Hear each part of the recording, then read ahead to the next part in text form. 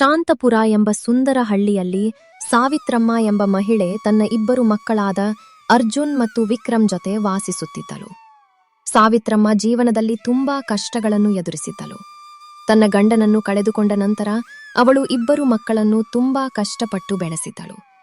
ಕಾಲ ಕಳೆದಂತೆ ಅವಳು ಇಬ್ಬರಿಗೂ ಮದುವೆ ಮಾಡಿಸಿ ಮನೆಗೆ ಇಬ್ಬರು ಸೊಸೆಯರನ್ನು ತಂದಳು. ಹಿರಿಯ ಸೊಸೆ ಮಾಧವಿ. ಅವಳು ಗಾಢ ಕಪ್ಪು ಮೈಬಣ್ಣ ಹೊಂದಿದ್ದರೂ ಹೃದಯ ತುಂಬಾ ಮೃದುವಾಗಿತ್ತು. ಅವಳ ಮಾತುಗಳಲ್ಲಿ ಪ್ರೀತಿ ಇತ್ತು, ನಡೆನುಡಿಯಲ್ಲಿ ವಿನಯ ಇತ್ತು. ಕಿರಿಯ ಸೊಸೆ ಕಾವ್ಯ. ಅವಳು ಅತಿ ಸುಂದರಳಾಗಿದ್ದಳು. ಅವಳ ಮುಖ ಚಂದ್ರನಂತೆ ಹೊಳೆಯುತ್ತಿತ್ತು. ಆದರೆ ಅವಳ ಮನಸ್ಸಿನಲ್ಲಿ ಒಂದು ದೊಡ್ಡ ದೋಷ ಇತ್ತು, ಅಹಂಕಾರ. ಒಂದು ಬೆಳಿಗ್ಗೆ ಸೂರ್ಯೋದಯವಾಗುತ್ತಿದ್ದಂತೆ ಮಾಧವಿ ಬೇಗ ಎದ್ದು ಮನೆ ಕೆಲಸಗಳನ್ನು ಪ್ರಾರಂಭಿಸಿದಳು. ಅವಳು ಅಂಗಳವನ್ನು ಒರೆಸುತ್ತಿದ್ದಳು, ಪಾತ್ರೆ ತೊಳೆಯುತ್ತಿದ್ದಳು, ಅಡಿಗೆ ಮಾಡುತ್ತಿದ್ದಳು. ಆ ಸಮಯದಲ್ಲಿ ಕಾವ್ಯ ಇನ್ನೂ ಮಲಗಿದ್ದಳು.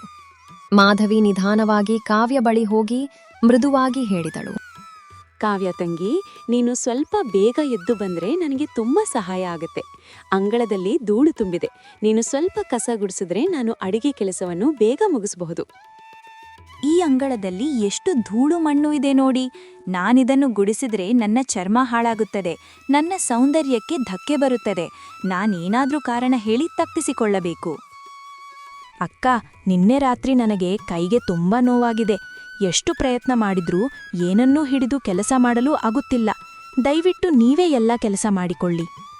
ಅಯ್ಯೋ ತಂಗಿ, ನಿನಗೆ ಇಷ್ಟು ನೋವಿದೆಯಾ? ನೀನು ಕೆಲಸ ಮಾಡುವ ಬಗ್ಗೆ ಯೋಚಿಸಬೇಡ. ಆರೋಗ್ಯ ಮುಖ್ಯ. ನೀನು ಚೆನ್ನಾಗಿ ವಿಶ್ರಾಂತಿ ತೆಗೆದುಕೋ. ಇಲ್ಲಿರುವ ಎಲ್ಲ ಕೆಲಸಗಳನ್ನು ನಾನು ನಿಧಾನವಾಗಿ ಮಾಡಿಕೊಳ್ಳುತ್ತೇನೆ. ಕಾವ್ಯ ಒಳಗೆ ಸಂತೋಷಪಟ್ಟು ನಗುತ್ತಾಳೆ. ಮಾಧವಿ ಒಬ್ಬಳೇ ಕೆಲಸ ಮುಂದುವರಿಸುತ್ತಾಳೆ. ಮಾಧವಿ, ನಾನು ಹೊರಗೆ ಬಂದಾಗ ನೋಡಿದ್ರೆ ನೀನು ಒಬ್ಬಳೇ ಎಲ್ಲಾ ಕೆಲಸ ಮಾಡುತ್ತಿದ್ದೀಯಂತೆ ಕಾಣುತ್ತಿದೆ. ಕಾವ್ಯ ಎಲ್ಲಿಗೆ ಹೋದಳು? ಅವಳು ನಿನ್ನ ಜೊತೆ ಸಹಾಯ ಮಾಡುವುದಿಲ್ಲವೇ ಇಂದು? ಅಮ್ಮ, ಕಾವ್ಯ ತಂಗಿಗೆ ಕೈಗೆ ನೋವಂತೆ ಹೇಳಿದಳು. ಅವಳಿಗೆ ಕೆಲಸ ಮಾಡೋದಿಕ್ಕೆ ಆಗ್ತಿಲ್ಲ ಅಂತ ಹೇಳಿದಳು. ಅದಕ್ಕಾಗಿಯೇ ನಾನು ಅವಳಿಗೆ ವಿಶ್ರಾಂತಿ ತೆಗೆದುಕೊಳ್ಳು ಅಂತ ಹೇಳಿದೆ. ಮಾಧವಿ, ನೀನು ತುಂಬಾ ಅಮಾಯಕಳಾಗಿದ್ದೀಯ. ಅವಳಿಗೆ ಯಾವ ನೋವು ಇಲ್ಲ. ಕೆಲಸದಿಂದ ತಪ್ಪಿಸಿಕೊಳ್ಳಲು ಅವಳು ಸುಳ್ಳು ಹೇಳುತ್ತಿದ್ದಾಳೆ. ನೀನು ಎಲ್ಲರನ್ನೂ ನಂಬೋದು ನಿನ್ನ ಒಳ್ಳೆಯತನ. ಆದರೆ ಅದು ಕೆಲವೊಮ್ಮೆ ನಷ್ಟವಾಗುತ್ತದೆ. ಅಮ್ಮ, ನನಗೆ ಹಾಗೆ ಅನ್ಸೋದಿಲ್ಲ. ಯಾರಾದ್ರೂ ಸುಳ್ಳು ಹೇಳ್ತಾರೆ ಅಂತ ನಂಬೋದು ಕಷ್ಟ. ನಿಜವಾಗಿಯೇ ಅವಳಿಗೆ ನೋವಿದ್ರೆ ನಾವು ಸಹಾಯ ಮಾಡಬೇಕು ಅಲ್ವಾ? ಅದು ನಮ್ಮ ಕರ್ತವ್ಯ ಅಲ್ಲವೇ? ಮಗಳೇ, ಜೀವನದಲ್ಲಿ ಎಲ್ಲರೂ ನಿನ್ನಂತೆ ಒಳ್ಳೆಯವರಾಗಿರುವುದಿಲ್ಲ. ಕೆಲವರು ತಮ್ಮ ಸ್ವಾರ್ಥಕ್ಕಾಗಿ ಈತರನನ್ನು ಉಪಯೋಗಿಸಿಕೊಳ್ಳುತ್ತಾರೆ. ನೀನು ನಿಧಾನವಾಗಿ ಜನರ ಸ್ವಭಾವವನ್ನು ಗುರುತಿಸಿಕೊಳ್ಳಬೇಕು. ಆಗ ನಿನಗೆ ಎಲ್ಲಾ ಸತ್ಯ ಗೊತ್ತಾಗುತ್ತದೆ. ಮಾಧವಿ ಮೌನವಾಗುತ್ತಾಳೆ. ಆದರೆ ಅವಳ ಮನಸ್ಸು ಇನ್ನೂ ಒಳ್ಳೆಯತನದಿಂದ ತುಂಬಿರುತ್ತದೆ. ಕಾವ್ಯ ಕನ್ನಡಿಯ ಮುಂದೆ ಕುಳಿತುಕೊಂಡು ತನ್ನ ಸೌಂದರ್ಯವನ್ನು ನೋಡುತ್ತಾಳೆ. ವಿಕ್ರಮ್, ನೀನು ನಿಜವಾಗಿ ಹೇಳ್ಬೇಕು. ಈ ಹಳ್ಳಿಯಲ್ಲಿ ನನ್ನಷ್ಟು ಸುಂದರ ಯಾರಾದ್ರೂ ಇದ್ದಾರಾ? ಎಲ್ಲರೂ ನನ್ನನ್ನು ನೋಡಿದಾಗ ಹೊಗಳ್ತಾರೆ. ಆದ್ರೆ ನಿನ್ನ ಅಭಿಪ್ರಾಯ ಕೇಳ್ಬೇಕೆಂದು ನನಗೆ ಆಸೆ. ಕಾವ್ಯ, ನಿನಗೆ ಈಗಲೇ ಯಾವುದೂ ಕಡಿಮೆ ಇಲ್ಲ. ಅನಾವಶ್ಯಕ ವಸ್ತುಗಳನ್ನು ಬಳಸುವುದು ಕೆಲವೊಮ್ಮೆ ಅಪಾಯಕಾರಿಯಾಗಬಹುದು, ಆರೋಗ್ಯಕ್ಕೂ ಹಾನಿಯಾಗಬಹುದು. ಅದಕ್ಕಾಗಿ ನಾನು ಸ್ವಲ್ಪ ಆತಂಕದಲ್ಲಿದ್ದೇನೆ. ನೀನಷ್ಟ ಯೋಚಿಸ್ಬೇಡ. ಜನರು ಯಾವಾಗ್ಲೂ ನನ್ನ ಸೌಂದರ್ಯ ನೋಡ್ತಾರೆ. ಅದ್ರಿಂದ ನನಗೆ ಗೌರವ ಸಿಗ್ತದೆ. ಕಾವ್ಯ, ನನ್ನ ಕಣ್ಣುಗಳಲ್ಲಿ ನೋಡಿದ್ರೆ ನೀನೇ ಅತ್ಯಂತ ಸುಂದರಳಾಗಿದ್ದೀಯ. ಆದರೆ ಸೌಂದರ್ಯ ಮಾತ್ರ ಸಾಕಾಗುವುದಿಲ್ಲ. ಒಳ್ಳೆಯ ಮನಸ್ಸು ಮತ್ತು ವಿನಯ ಇದ್ದರೆ ಮಾತ್ರ ವ್ಯಕ್ತಿ ಸಂಪೂರ್ಣವಾಗಿ ಸುಂದರನಾಗ್ತಾನೆ. ನನಗೆ ಯಾರಿಂದಲೂ ಪಾಠ ಬೇಡ. ನಾನು ಹೇಗಿದ್ದೀನೋ ಹಾಗೆಯೇ ಖುಷಿಯಾಗಿದ್ದೀನಿ. ನನ್ನ ಸೌಂದರ್ಯ ನನಗೆ ಸಾಕು. ಇನ್ನೇನು ಬೇಕು ಜೀವನದಲ್ಲಿ ಅಂತ ನನಗೆ ಅನ್ನಿಸುತ್ತಿಲ್ಲ. ಕಾವ್ಯ, ನೀನ್ ಹೀಗೆ ಮಾತನಾಡೋದು ನನ್ನ ಹೃದಯಕ್ಕೆ ನೋವಾಗುತ್ತದೆ. ನಾವು ಜೀವನ ಸಂಗಾತಿಗಳು. ಹೋಲಿಕೆ ಮಾಡೋದು ಸರಿಯಲ್ಲ. ಸೌಂದರ್ಯ ಒಂದು ದಿನ ಕಡಿಮೆ ಆಗಬಹುದು, ಆದರೆ ಗುಣ ಯಾವತ್ತೂ ಉಳಿಯುತ್ತದೆ. ಆ ರಾತ್ರಿ ಮೌನವಾಗಿತ್ತು. ಆದರೆ ಕಾವ್ಯದ ಅಹಂಕಾರ ನಿಧಾನವಾಗಿ ಅವಳ ಜೀವನದಲ್ಲಿ ಬದಲಾವಣೆ ತರಲು ಆರಂಭವಾಗಿತ್ತು. ಕೆಲವು ದಿನಗಳು ಕಳೆದವು. ಮಾಧವಿ ಎಂದಿನಂತೆ ಕೆಲಸ ಮಾಡುತ್ತಲೇ ಇದ್ದಳು. ಕಾವ್ಯ ಮಾತ್ರ ತನ್ನ ಸೌಂದರ್ಯದಲ್ಲೇ ಮುಳುಗಿದ್ದಳು. ಒಂದು ದಿನ ಬೆಳಿಗ್ಗೆ ಕಾವ್ಯ ಅತ್ತೆಯನ್ನು ಕರೆದುಕೊಂಡು ಬಾವಿಯ ಕಡೆ ಹೋಗಲು ತಯಾರಾಗುತ್ತಾಳೆ. ಅತ್ತೆ, ನೀವು ಸ್ವಲ್ಪ ನನ್ಜೊತೆ ಬನ್ನಿ. ನನ್ನ ಬೆನ್ನಿಗೆ ಸಾಬೂನು ಹಚ್ಚಬೇಕು. ಕೈಯಲ್ಲಿ ತಲುಪುವುದಿಲ್ಲ. ನಾನೊಬ್ಳೇ ಸ್ನಾನ ಮಾಡೋದಕ್ಕೆ ಸ್ವಲ್ಪ ಕಷ್ಟವಾಗ್ತಿದೆ. ಮಾಧವಿ ಇದನ್ನು ಕೇಳಿ ಮುಂದೆ ಬರುತ್ತಾಳೆ. ಕಾವ್ಯ ತಂಗಿ, ಅತ್ತೆಗೆ ಈಗ ವಯಸ್ಸಾಗಿದೆ. ಬಾವಿಯ ಹತ್ರ ಜಾರುವ ಸಾಧ್ಯತೆ ಇದೆ. ನೀನು ಅನುಮತಿ ಕೊಟ್ರೆ ನಾನ್ ನಿನಗೆ ಸಹಾಯ ಮಾಡ್ತೇನೆ. ನಿನಗೆ ಏನೂ ತೊಂದರೆ ಆಗೋದಿಲ್ಲ. ಕಾವ್ಯ ಮುಖ ತಿರುಗಿಸಿ ತಿರಸ್ಕಾರದಿಂದ ನಗುತ್ತಾಳೆ. ಅಕ್ಕ, ಬೇಡ. ನೀನು ನನ್ನ ದೇಹಕ್ಕೆ ಸ್ಪರ್ಶ ಮಾಡಿದರೆ ನನ್ನ ಚರ್ಮ ಹಾಳಾಗುತ್ತದೆ ಅನ್ನೋ ಭಯ ಇದೆ. ನಾನು ನನ್ನ ಸೌಂದರ್ಯವನ್ನು ಕಾಪಾಡಿಕೊಳ್ಳಬೇಕು. ಅದಕ್ಕೆ ನಾನು ಜಾಗ್ರತೆ ವಹಿಸುತ್ತೇನೆ. ಕಾವ್ಯ, ನೀನು ಏನು ಮಾತನಾಡುತ್ತಿದ್ದೀಯಾ ಗೊತ್ತೇ? ದಿನವಿಡೀ ಮನೆ ಕೆಲಸ ಮಾಡೋ ಮಾಧವಿಯನ್ನು ಹೀಗೆ ಅವಮಾನ ಮಾಡುವುದು ತುಂಬಾ ತಪ್ಪು. ಸೌಂದರ್ಯ ಇದ್ದರೆ ಹೃದಯವು ಒಳ್ಳೆಯದಾಗಿರಬೇಕು. ಮಾಧವಿ ಕಣ್ಣೀರು ತಡೆದುಕೊಳ್ಳುತ್ತಾ ಮಾತನಾಡುತ್ತಾಳೆ. ಕಾವ್ಯ, ನಾನು ನಿನ್ನನ್ನು ನನ್ನ ತಂಗಿಯಂತೆ ಪ್ರೀತಿಸುತ್ತೇನೆ. ದೇವರು ನನಗೆ ಯಾವ ರೂಪ ಕೊಟ್ಟಿದ್ದಾನೋ ಅದನ್ನು ನಾನು ಸ್ವೀಕರಿಸಿದ್ದೇನೆ. ಅದರಲ್ಲಿ ನನ್ನ ತಪ್ಪೇನಿದೆ ಹೇಳು ತಂಗಿ? ಕಾವ್ಯ ಇನ್ನೂ ಅಹಂಕಾರದಿಂದ ಉತ್ತರಿಸುತ್ತಾಳೆ. ಅಕ್ಕ, ನೀವು ಕನ್ನಡಿಯಲ್ಲಿ ನಿಮ್ಮನ್ನು ನೋಡಿಕೊಳ್ಳಿ. ಆಗ ನಿಮಗೆ ನಿಮ್ಮ ರೂಪ ಗೊತ್ತಾಗುತ್ತದೆ. ನಾನು ಸತ್ಯ ಹೇಳುತ್ತಿದ್ದೇನೆ. ಅದಕ್ಕೆ ಯಾಕೆ ಇಷ್ಟು ಬೇಸರ ಪಡ್ತೀರಾ? ಮಾಧವಿ ಮೌನವಾಗುತ್ತಾಳೆ. ಅವಳ ಕಣ್ಣಲ್ಲಿ ನೋವು ತುಂಬಿರುತ್ತದೆ. ಕೆರೆಯ ಬಳಿ ಆ ದಿನ ಮಧ್ಯಾಹ್ನ. ಕಾವ್ಯ, ಬಾ ತಂಗಿ, ಬಟ್ಟೆ ತೊಳೆಯಲು ಕೆರೆಯ ಕಡೆ ಹೋಗೋಣ. ಒಬ್ಳೆ ಹೋಗುವುದಕ್ಕಿಂತ ಇಬ್ರು ಸೇರಿ ಹೋದ್ರೆ ಬೇಗ ಕೆಲ್ಸ ಮುಗಿಯುತ್ತದೆ. ನಿನಗೂ ಸಮಯ ಉಳಿಯುತ್ತದೆ. ಕೆರೆಯ ಬಳಿ ಜನ ಇರುತ್ತಾರೆ. ಅವರು ನನ್ನ ಸೌಂದರ್ಯವನ್ನು ಹೊಗಳುತ್ತಾರೆ. ನಾನು ಹೋದರೆ ಎಲ್ಲರ ಗಮನ ನನ್ನ ಕಡೆ ಇರುತ್ತದೆ. ಅದೇ ನನಗೆ ಇಷ್ಟ. ಸರಿ ಅಕ್ಕ, ನಾನ್ ಬರ್ತೇನೆ. ಆದ್ರೆ ಬೇಗ ಮುಗ್ಸೋಣ. ನನ್ಗೆ ಹೆಚ್ಚು ಸಮಯ ಅಲ್ಲಿ ಕಳೆಯೋ ಆಸೆ ಇಲ್ಲ. ಬೇಗ ಮನೆಗೆ ಬಂದು ವಿಶ್ರಾಂತಿ ತೆಗೆದುಕೊಳ್ಳಬೇಕು. ಇಬ್ಬರು ಕೆರೆಯ ಬಳಿ ಹೋಗುತ್ತಾರೆ. ಅಲ್ಲಿ ಕೆಲವು ಮಹಿಳೆಯರು ಮಾತನಾಡುತ್ತಿರುತ್ತಾರೆ. ಅಯ್ಯೋ ನೋಡಿ, ಸಾವಿತ್ರಮ್ಮನ ಕಿರಿಯ ಸೊಸೆ ಬರ್ತಾ ಇದ್ದಾಳೆ. ಅವಳು ಎಷ್ಟು ಸುಂದರಳಾಗಿದ್ದಾಳೆ ನೋಡಿ. ನಿಜವಾಗಿಯೂ ರಾಜಕುಮಾರಿಯಂತೆ ಕಾಣ್ತಾಳೆ. ಕಣ್ಣಿಗೆ ತುಂಬಾ ಆಕರ್ಷಕವಾಗಿದೆ ಅಲ್ವಾ? ಹೌದು ಸರಿ, ಅವಳ ಮುಖ ತುಂಬಾ ಹೊಳೆಯುತ್ತಿದೆ. ಆದರೆ ಅವಳ ಪಕ್ಕದಲ್ಲಿರುವ ಹಿರಿಯ ಸೊಸೆಯನ್ನು ನೋಡಿ ಅವಳು ತುಂಬಾ ಕಪ್ಪಾಗಿದ್ದಾಳೆ. ಅವರಿಬ್ಬರ ನಡುವೆ ಎಷ್ಟು ವ್ಯತ್ಯಾಸ ಇದೆ ನೋಡಿ. ಈ ಮಾತು ಕೇಳಿ ಕಾವ್ಯ ಗರ್ವದಿಂದ ನಗುತ್ತಾಳೆ. ಈ ಸೌಂದರ್ಯ ನನಗೆ ದೇವರು ಕೊಟ್ಟ ಉಡುಗೊರೆ. ನಾನೇನೂ ವಿಶೇಷವಾಗಿ ಮಾಡೋದಿಲ್ಲ. ಆದ್ರೂ ನಾನಿಷ್ಟು ಸುಂದರವಾಗಿದ್ದಾನೆ. ಅದಕ್ಕೆ ಜನರು ನನ್ನನ್ನು ನೋಡಿದಾಗ ಹೊಗಳ್ತಾರೆ. ನೀನೇನೂ ಬಳಸಬೇಕಾಗಿಲ್ಲ. ಆದರೆ ನಿನ್ನ ಅಕ್ಕನಿಗೆ ಸ್ವಲ್ಪ ಕ್ರೀಮ್ ಕೊಡು. ಅವಳದನ್ನು ಬಳಸಿದ್ರೆ ಸ್ವಲ್ಪ ಬಿಳಿ ಆಗಬಹುದು ಅನ್ಸುತ್ತೆ. ಅವಳಿಗೂ ಉಪಯೋಗವಾಗುತ್ತೆ. ಕಾವ್ಯ ನಗುತ್ತಾ ತಿರಸ್ಕಾರದಿಂದ ಮಾತನಾಡುತ್ತಾಳೆ. ಅಕ್ಕ, ಎಷ್ಟು ಕ್ರೀಮ್ ಹಚ್ಚಿದರೂ ಅವರ ಬಣ್ಣ ಬದಲಾಗುವುದಿಲ್ಲ. ಅದು ಅವರ ಸ್ವಭಾವ. ಅದನ್ನು ಬದಲಾಯಿಸಲು ಸಾಧ್ಯವಿಲ್ಲ. ಅದಕ್ಕಾಗಿ ಪ್ರಯತ್ನ ಮಾಡುವುದು ವ್ಯರ್ಥ.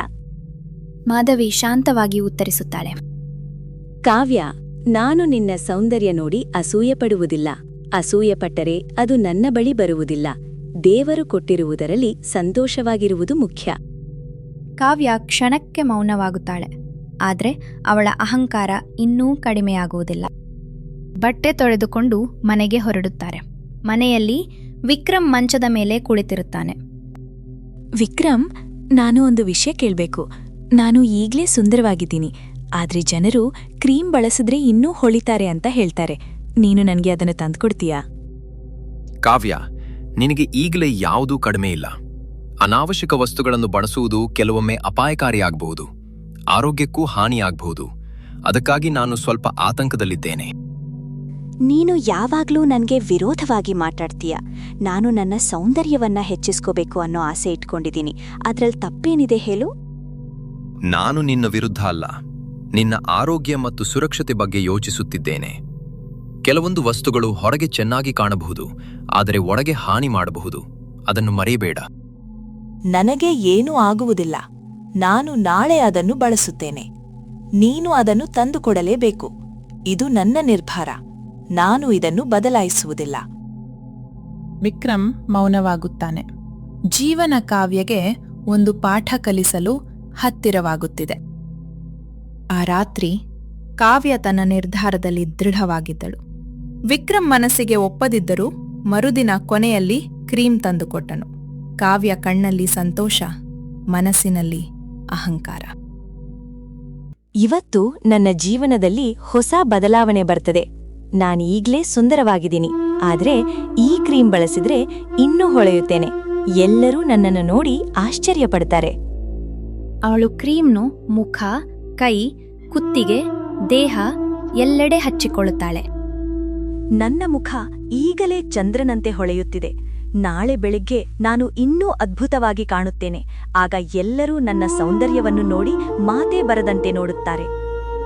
ವಿಕ್ರಮ್ ಮೌನವಾಗಿ ಅವಳನ್ನು ನೋಡುತ್ತಾನೆ. ಕಾವ್ಯ, ನನಗೆ ಇನ್ನೂ ಭಯವಾಗುತ್ತಿದೆ. ಹೊಸ ವಸ್ತುಗಳನ್ನು ಬಳಸಿದಾಗ ಜಾಗೃತೆ ಇರಬೇಕು. ಏನಾದರೂ ಸಮಸ್ಯೆ ಬಂದ್ರೆ ನೀನೇ ನೋವು ಅನುಭವಿಸಬೇಕು. ಅದನ್ನು ಯೋಚಿಸಿ ಜಾಗೃತೆ ವಹಿಸು.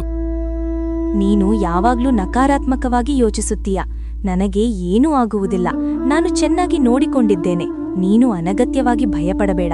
ನಾಳೆ ಫಲಿತಾಂಶ ನೋಡೋಣ. ಆ ರಾತ್ರಿ ಕಾವ್ಯ ಸಂತೋಷದಿಂದ ಮಲಗುತ್ತಾಳೆ. ಆದ್ರೆ ವಿಧಿ ಅವಳಿಗೆ ಬೇರೆ ಪಾಠ ಕಲಿಸಲು ಸಿದ್ಧವಾಗಿತ್ತು. ಮರುದಿನ ಬೆಳಗ್ಗೆ ಕಾವ್ಯ ನಿಧಾನವಾಗಿ ಎದ್ದುಕೊಂಡು ಕನ್ನಡಿಯ ಮುಂದೆ ಹೋಗುತ್ತಾಳೆ. ಒಂದು ಕ್ಷಣ ಅವಳ ಕಣ್ಣುಗಳು ವಿಸ್ತಾರವಾಗುತ್ತವೆ. ಅಯ್ಯೋ ದೇವ್ರೆ, ಇದೇನಾಗಿದೆ? ನನ್ನ ಮುಖದ ಮೇಲೆ ಈ ರೀತಿ ಗಾಯಗಳು ಹೇಗೆ ಬಂದವು? ನನ್ನ ಚರ್ಮ ಸಂಪೂರ್ಣ ಹಾಳಾಗಿದೆ. ನಾನು ಯಾರಿಗೂ ಮುಖ ತೋರಿಸಲು ಆಗುವುದಿಲ್ಲ. ಅವಳು ಜೋರಾಗಿ ಅಳಲು ಪ್ರಾರಂಭಿಸುತ್ತಾಳೆ. ಕಾವ್ಯ, ಏನಾಯಿತು ತಂಗಿ? ನೀನ್ ಏಕೆ ಇಷ್ಟು ಜೋರಾಗಿ ಅಳುತ್ತಿದ್ದೀಯಾ? ನಿನ್ನ ಧ್ವನಿ ಕೇಳಿ ನಾನು ಭಯಪಟ್ಟೆ. ಏನಾದ್ರೂ ದೊಡ್ಡ ಸಮಸ್ಯೆ ಆಗಿದೆಯಾ? ಹೇಳು. ಕಾವ್ಯ ಕಣ್ಣೀರು ತುಂಬಿಕೊಂಡು ಮುಖವನ್ನು ತೋರಿಸುತ್ತಾಳೆ. ಅಕ್ಕ, ನನ್ನ ಮುಖ ನೋಡಿ. ನನ್ನ ದೇಹದ ಮೇಲೆ ಎಲ್ಲೆಡೆ ಗಾಯಗಳು ಬಂದಿವೆ. ನಿನ್ನೆ ನಾನು ಹಚ್ಚಿದ ಕ್ರೀಮ್ನಿಂದ ಹೀಗಾಗಿದೆ. ಈಗ ನಾನು ಏನ್ ಮಾಡ್ಬೇಕು ಹೇಳು ಅಕ್ಕ? ಮಾಧವಿ ಬೆಚ್ಚಿ ಬೀಳುತ್ತಾರೆ. ಆದರೆ ತಕ್ಷಣ ಶಾಂತವಾಗುತ್ತಾರೆ. ಮಾಧವಿ ತಕ್ಷಣ ಓಡಿ ಹೋಗಿ ವೈದ್ಯರನ್ನು ಭೇಟಿಯಾಗುತ್ತಾಳೆ. ಅಲ್ಲಿ ನಡೆದ ವಿಷಯವನ್ನು ಡಾಕ್ಟರ್ಗೆ ಸಂಪೂರ್ಣವಾಗಿ ವಿವರಿಸಿ ಹೇಳುತ್ತಾಳೆ. ಎಲ್ಲವನ್ನೂ ಕೇಳಿ ಡಾಕ್ಟರ್ ಬೇಗನೆ ಮಾಧವಿ ಜೊತೆಗೆ ಮನೆಗೆ ಬರುತ್ತಾರೆ. ಕಾವ್ಯ, ನೀನ್ ಹೆದರಬೇಡ. ನಾವು ತಕ್ಷಣ ವೈದ್ಯರನ್ನು ಕರೆತರುತ್ತೇವೆ. ಸಮಸ್ಯೆ ಎಷ್ಟು ದೊಡ್ಡದಾದ್ರೂ ಪರಿಹಾರ ಇರುತ್ತದೆ. ನೀನು ಧೈರ್ಯ ಕಳೆದುಕೊಳ್ಬೇಡ. ನಾನು ನಿನ್ನ ಜೊತೆ ಇದ್ದೀನಿ. ಕಾವ್ಯ ತಲೆ ತಗ್ಗಿಸಿ ಮೌನವಾಗುತ್ತಾಳೆ. ತಲೆಯಲ್ಲಿ ಯೋಚನೆ ಶುರುವಾಗುತ್ತದೆ. ಅಕ್ಕ, ನಾನು ನಿನ್ನನ್ನು ಎಷ್ಟೋ ಅವಮಾನ ಮಾಡಿದ್ದೇನೆ. ನಿನ್ನ ರೂಪವನ್ನು ಹಾಸ್ಯ ಮಾಡಿದ್ದೇನೆ. ಆದರೆ ಇಂದು ನನ್ನ ಸ್ಥಿತಿ ನೋಡಿ ನನ್ನ ಅಹಂಕಾರವೇ ನನಗೆ ಈ ನೋವು ಕೊಟ್ಟಿದೆ. ಕಾವ್ಯ, ಹಳೆಯದನ್ನು ನೆನೆಸಿಕೊಳ್ಳಬೇಡ. ಜೀವನದಲ್ಲಿ ತಪ್ಪುಗಳು ಆಗುತ್ತವೆ. ಮುಖ್ಯವಾದುದು ನಾವು ಅದರಿಂದ ಏನು ಕಲಿಯುತ್ತೇವೆ ಅನ್ನೋದು ಮುಖ್ಯ. ನೀನೀಗ ಶಾಂತವಾಗಿ ಚಿಕಿತ್ಸೆ ತೆಗೆದುಕೋ. ಬೇರೆ ಯೋಚನೆ ಮಾಡದೆ ಮಲಗಿ ವಿಶ್ರಾಂತಿ ಮಾಡು. ಏನಾದ್ರೂ ಬೇಕಿದ್ರೆ ನನ್ನನ್ನು ಕೂಗು. ನಾನಿಲ್ಲೇ ಕೆಲಸ ಮಾಡುತ್ತಿರುತ್ತೇನೆ. ಅಕ್ಕ, ನನ್ನ ದೇಹ ಈಗ ತುಂಬಾ ಕೆಟ್ಟದಾಗಿದೆ. ನೀನು ಇದನ್ನ ಮುಟ್ಟಲು ಹೆದರುವುದಿಲ್ಲವೇ? ನಿನ್ನ ಕೈಗೆ ಏನಾದರೂ ಸಮಸ್ಯೆ ಬಂದರೆ ನಾನು ಇನ್ನೂ ತಪ್ಪು ಮಾಡಿರುವಂತೆ ಆಗುತ್ತದೆ ಅಕ್ಕ. ನೀನು ನನ್ನ ತಂಗಿ. ನಿನಗೆ ನೋವಾಗಿರುವಾಗ ನಾನು ದೂರ ನಿಂತುಕೊಳ್ಳೋದೇ ಸಾಧ್ಯವಿಲ್ಲ. ನಿನ್ನ ಆರೋಗ್ಯ ಮುಖ್ಯ. ಏನಾದರೂ ಆಗ್ಲಿ, ನಾನು ನಿನ್ನ ಜೊತೆ ಇರುತ್ತೇನೆ. ನೀನು ಹೆದರಬೇಡ. ಮಾಧವಿ ಪ್ರೀತಿಯಿಂದ ಔಷಧಿ ಹಚ್ಚಲು ಪ್ರಾರಂಭಿಸುತ್ತಾಳೆ. ಕಾವ್ಯ ಕಣ್ಣೀರು ಹಾಕುತ್ತಾಳೆ. ಅತ್ತೆ, ನಾನು ನನ್ನ ತಪ್ಪನ್ನು ಅರ್ಥ ಮಾಡ್ಕೊಂಡಿದ್ದೇನೆ. ನಾನು ಇನ್ಮುಂದೆ ಯಾರನ್ನೂ ಅವರ ರೂಪದ ಆಧಾರದ ಮೇಲೆ ತೀರ್ಪು ಕೊಡಲ್ಲ. ಎಲ್ಲರನ್ನೂ ಗೌರವದಿಂದ ನೋಡ್ತೇನೆ. ಕೆಲವು ದಿನಗಳು ಹೀಗೆ ಕಳೆದವು. ಮಾಧವಿ ಪ್ರತಿದಿನ ಕಾವ್ಯಳಿಗೆ ಔಷಧಿ ಹಚ್ಚುತ್ತಾ ಅವಳನ್ನು ಕಾಳಜಿಯಿಂದ ನೋಡಿಕೊಳ್ಳುತ್ತಿದ್ದಳು. ಕಾವ್ಯಳ ಗಾಯಗಳು ನಿಧಾನವಾಗಿ ಗುಣವಾಗುತ್ತಾ ಬಂದವು. ಆದರೆ ಅದರ ಜೊತೆಗೆ ಅವಳ ಮನಸ್ಸು ಕೂಡ ಬದಲಾಗತೊಡಗಿತ್ತು. ಕಾವ್ಯ, ಇಂದು ನಿನ್ನ ಗಾಯಗಳು ಬಹಳಷ್ಟು ಕಡಿಮೆಯಾಗಿದೆ ಅನ್ನಿಸುತ್ತಿದೆ. ನೀನು ಸ್ವಲ್ಪ ಎದ್ದು ನಡೆದು ನೋಡಬಹುದು. ಆದ್ರೆ ಜಾಗ್ರತೆ ಇರಬೇಕು. ಮತ್ತೆ ನೋವಾಗದಂತೆ ಗಮನ ಕೊಡೋದು ಮುಖ್ಯ. ಅಕ್ಕ, ಇದು ಎಲ್ಲವೂ ನಿಮ್ಮ ಕಾಳಜಿಯಿಂದಲೇ ಸಾಧ್ಯವಾಗಿದೆ. ನಾನು ಇಷ್ಟು ದಿನ ನಿಮ್ಮನ್ನು ನೋಯಿಸಿದ್ದೇನೆ. ಆದ್ರೆ ನೀವು ನನ್ನನ್ನು ಬಿಟ್ಟು ಹೋಗದೆ ನೋಡಿಕೊಂಡಿದ್ದು ನನಗೆ ದೊಡ್ಡ ಪಾಠವಾಗಿದೆ. ಕಾವ್ಯ ನಿಧಾನವಾಗಿ ಎದ್ದು ಕುಳಿತುಕೊಳ್ಳುತ್ತಾಳೆ. ಅವಳ ಕಣ್ಣಲ್ಲಿ ಈ ಬಾರಿ ಅಹಂಕಾರವಿಲ್ಲ, ಕೃತಜ್ಞತೆ ಮಾತ್ರ ಇದೆ. ಅಕ್ಕ, ನಾನು ನಿನ್ನ ರೂಪವನ್ನು ಹಾಸ್ಯ ಮಾಡಿದ್ದೆ. ನಿನ್ನನ್ನು ಸ್ಪರ್ಶ ಮಾಡುವುದಕ್ಕೂ ಹಿಂಜರಿದಿದ್ದೆ. ಆದರೆ ಇಂದು ನೋಡಿ, ನಿನ್ನ ಕೈಗಳೇ ನನ್ನನ್ನು ಗುಣಪಡಿಸುತ್ತಿವೆ. ಇದು ನನಗೆ ದೊಡ್ಡ ನಾಚಿಕೆ. ನೀನು ಹೀಗೆ ಯೋಚಿಸಬೇಡ ಕಾವ್ಯ. ನಾನು ನಿನ್ನನ್ನು ಸಹೋದರಿಯಂತೆ ನೋಡಿದ್ದೇನೆ. ನಿನಗೆ ಸಹಾಯ ಮಾಡುವುದು ನನ್ನ ಕರ್ತವ್ಯ. ಅದರಲ್ಲಿ ಯಾವ ಉಪಕಾರವಿಲ್ಲ. ಇದು ನಮ್ಮ ಸಂಬಂಧದ ಭಾಗ. ಅಕ್ಕ, ನಾನು ನನ್ನ ಸೌಂದರ್ಯದಲ್ಲಿ ಎಷ್ಟು ಮುಳುಗಿದ್ದೆ ಅನ್ನೋದನ್ನು ಈಗ ಅರ್ಥ ಮಾಡಿಕೊಂಡಿದ್ದೇನೆ. ಅದು ನನಗೆ ಅಹಂಕಾರ ಕೊಟ್ಟಿತು, ಆದರೆ ನಿಮ್ಮ ಗುಣ ಮಾತ್ರ ನಿಮಗೆ ಗೌರವ ತಂದುಕೊಟ್ಟಿದೆ. ಮಾಧವಿ ಮೃದುವಾಗಿ ನಗುತ್ತಾಳೆ. ಆ ದಿನದಿಂದ ಕಾವ್ಯ ಸ್ವಲ್ಪವಾಗಿ ಕೆಲಸ ಮಾಡಲು ಆರಂಭಿಸುತ್ತಾಳೆ. ಅಕ್ಕ, ನೀವು ಯಾವಾಗಲೂ ಒಬ್ಬಳೇ ಎಲ್ಲ ಕೆಲಸ ಮಾಡುತ್ತಿದ್ದೀರಾ? ಇಂದಿನಿಂದ ನಾನು ಕೂಡ ನಿಮ್ಮ ಜೊತೆ ಕೆಲಸ ಮಾಡುತ್ತೇನೆ. ನಿಮಗೆ ಒಬ್ಬಳೇ ಹೊರೆ ಬಾರದಂತೆ ನೋಡಿಕೊಳ್ಳುವುದು ನನ್ನ ಹೊಣೆ. ನೀನು ಇನ್ನೂ ಸಂಪೂರ್ಣವಾಗಿ ಗುಣವಾಗಿಲ್ಲ ಕಾವ್ಯ. ನೀನು ನಿಧಾನವಾಗಿ ಮಾಡು. ದೇಹಕ್ಕೆ ಒತ್ತಡ ಕೊಡ್ಬೇಡ. ಆರೋಗ್ಯ ಮುಖ್ಯ. ಉಳಿದ ಕೆಲಸಗಳನ್ನ ನಾವು ನಿಧಾನವಾಗಿ ಮಾಡಬಹುದು. ಅಕ್ಕ, ನೀವು ಯಾವಾಗ್ಲೂ ನನ್ನ ಬಗ್ಗೆ ಯೋಚಿಸ್ತೀರಾ. ನಾನು ಹಿಂದಿನಂತೆ ಸ್ವಾರ್ಥದಿಂದ ಇರಲ್ಲ. ಈಗ ನನ್ಗೆ ಗೊತ್ತಾಗಿದೆ, ಒಟ್ಟಿಗೆ ಕೆಲಸ ಮಾಡಿದ್ರೆ ಮನಸ್ಸಿಗೂ ಸಂತೋಷ ಸಿಗುತ್ತದೆ. ಸಾವಿತ್ರಮ್ಮ ದೂರದಿಂದ ಇದನ್ನು ನೋಡಿ ಸಂತೋಷ ಪಡ್ತಾರೆ. ಮಾಧವಿ, ಇಂದು ನಾನು ತುಂಬಾ ಸಂತೋಷವಾಗಿದ್ದೇನೆ.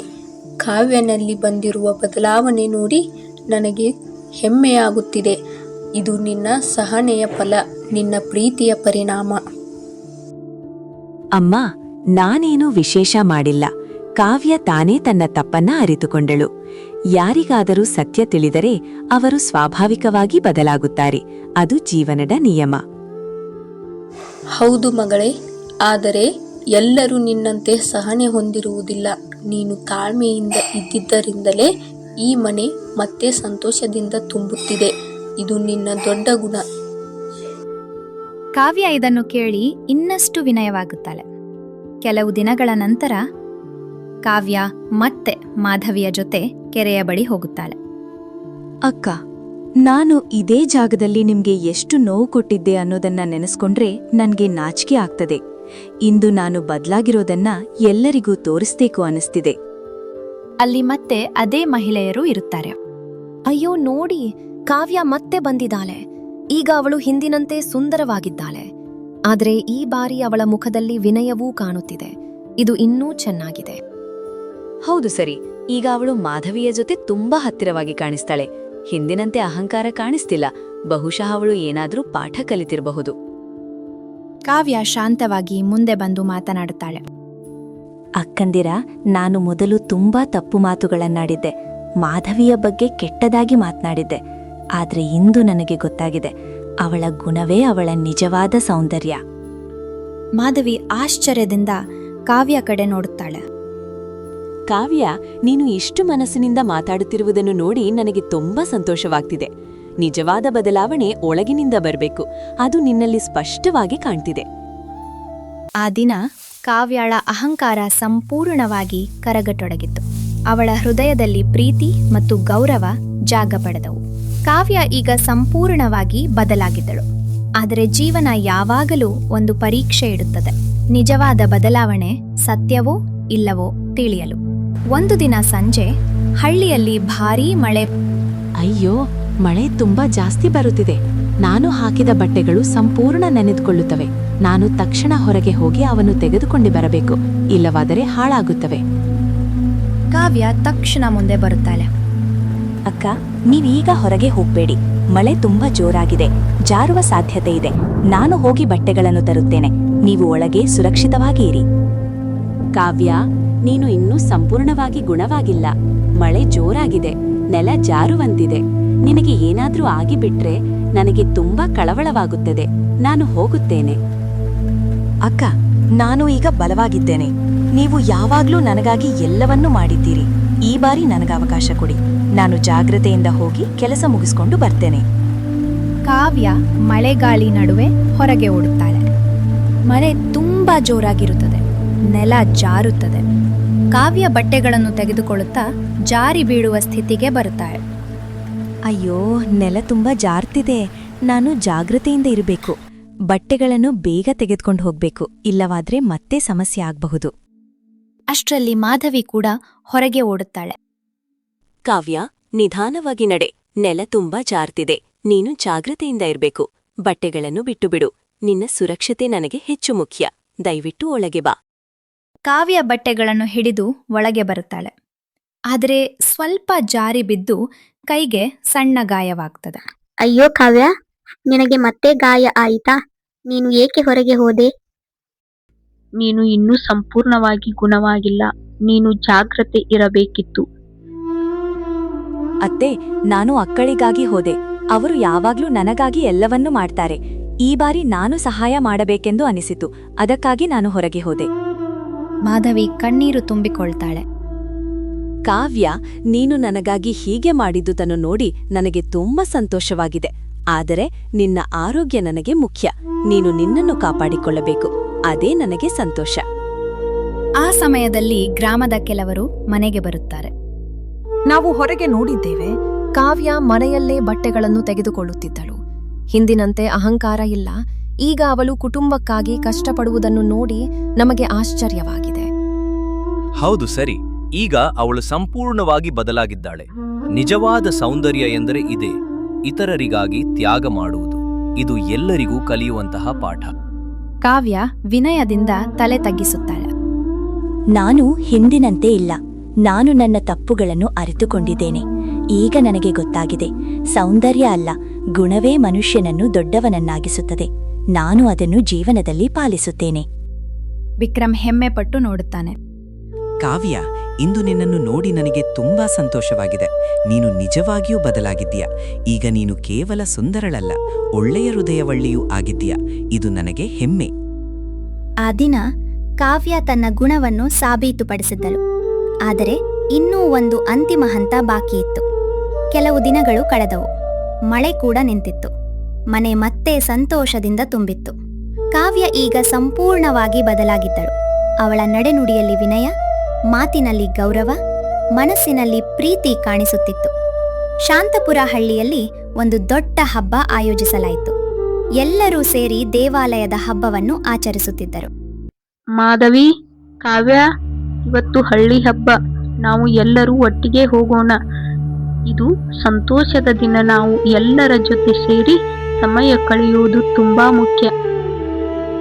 ಹೌದು ಅಮ್ಮ, ನಾವು ಎಲ್ಲರೂ ಸೇರಿ ಹೋದ್ರೆ ಇನ್ನೂ ಸಂತೋಷವಾಗ್ತದೆ. ಕಾವ್ಯ ಕೂಡ ಈಗ ನಮ್ ಜೊತೆ ಬರುತ್ತಾಳೆ. ನಾವು ಎಲ್ಲ ಕೆಲ್ಸಗಳನ್ನು ಬೇಗ ಮುಗಿಸ್ಕೊಂಡು ಹಬ್ಬಕ್ಕೆ ಹೋಗೋಣ. ಅತ್ತೆ, ಅಕ್ಕ, ನಾನಿವತ್ತು ನಿಮ್ ಜೊತೆ ಬರ್ತಿದ್ದೇನೆ ಅನ್ನೋದಕ್ಕೆ ತುಂಬಾ ಖುಷಿಯಾಗ್ತಿದೆ. ಮೊದಲು ನಾನಿಂಥ ಸಂದರ್ಭಗಳನ್ನ ಕಡೆಗಣಿಸ್ತಿದ್ದೆ, ಆದ್ರೆ ಈಗ ಅದರ ಮಹತ್ವ ಗೊತ್ತಾಗಿದೆ.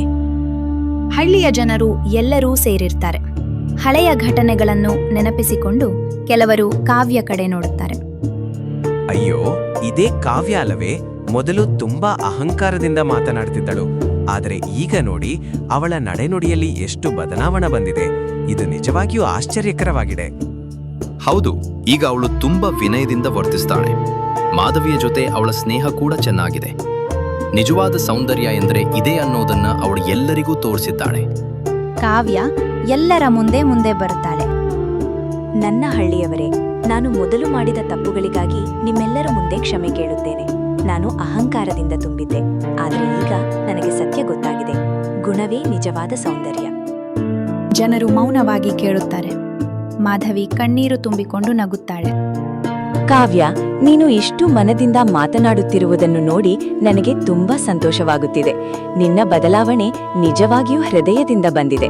ಇದು ನನಗೆ ಹೆಮ್ಮೆ ಮತ್ತು ಸಂತೋಷ ಎರಡನ್ನೂ ಕೊಡುತ್ತಿದೆ. ಅಕ್ಕ, ನೀವಿಲ್ಲದಿದ್ರೆ ನಾನಿಷ್ಟು ಬದಲಾಗ್ತಿರ್ಲಿಲ್ಲ. ನೀವು ನನಗೆ ಪ್ರೀತಿ, ಸಹನೆ, ಕ್ಷಮೆ ಎಲ್ಲವನ್ನೂ ಕಲಿಸಿದ್ದೀರಿ. ನೀವು ನನಗೆ ಅಕ್ಕ ಮಾತ್ರವಲ್ಲ, ಗುರು ಕೂಡ. ಮಾಧವಿ ಕಾವ್ಯನನ್ನು ಅಪ್ಪಿಕೊಳ್ಳುತ್ತಾಳೆ. ಕಾವ್ಯ, ಇಂದು ನಿನ್ನನ್ನು ನೋಡಿ ನನಗೆ ಹೆಮ್ಮೆ ಆಗ್ತಿದೆ. ನೀನು ನಿಜವಾಗಿಯೂ ಬದಲಾಗಿದ್ದ. ಮಾಧವಿ, ನೀನು ಈ ಮನೆಯ ಬೆಳಕು. ನಿನ್ನ ಸಹನೆಯಿಂದ ಈ ಮನೆ ಮತ್ತೆ ಸಂತೋಷದಿಂದ ತುಂಬಿದೆ. ನಿನ್ನಂತಹವರು ಎಲ್ಲರಿಗೂ ಸಿಕ್ಕರೆ ಜೀವನ ಎಷ್ಟು ಸುಂದರವಾಗುತ್ತಿತ್ತೋ ಅನಿಸುತ್ತದೆ.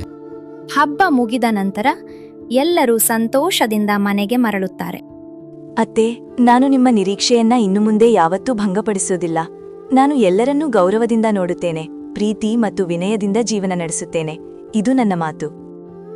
ನಾವು ಎಲ್ಲರೂ ಒಟ್ಟಿಗೆ ಇದ್ದರೆ ಯಾವುದೇ ಸಮಸ್ಯೆ ದೊಡ್ಡದಾಗುವುದಿಲ್ಲ. ಪ್ರೀತಿ, ಸಹನೆ ಮತ್ತು ಒಳ್ಳೆಯ ಮನಸ್ಸಿದ್ದರೆ ಜೀವನ ಯಾವಾಗಲೂ ಸುಂದರವಾಗಿರುತ್ತದೆ. ಇದು ನಮ್ಮ ಕುಟುಂಬದ ಶಕ್ತಿ.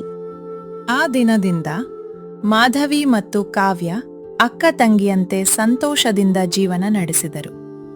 ಹಳ್ಳಿಯಲ್ಲಿ ಯಾರಾದರೂ ರೂಪದ ಬಗ್ಗೆ ಮಾತಾಡಿದ್ರೆ ಕಾವ್ಯ ಮೊದಲಿಗವಾಗಿ ಹೇಳುತ್ತಿದ್ದಳು, ಗುಣವೇ ನಿಜವಾದ ಸೌಂದರ್ಯ. ಸೌಂದರ್ಯ ಶಾಶ್ವತವಲ್ಲ. ಅಹಂಕಾರವು ನೋವು ತರುತ್ತದೆ. ಆದರೆ ಒಳ್ಳೆಯ ಮನಸ್ಸು, ಪ್ರೀತಿ ಮತ್ತು ಗುಣ ಜೀವನವನ್ನು ಸದಾ ಸುಂದರಗೊಳಿಸುತ್ತದೆ.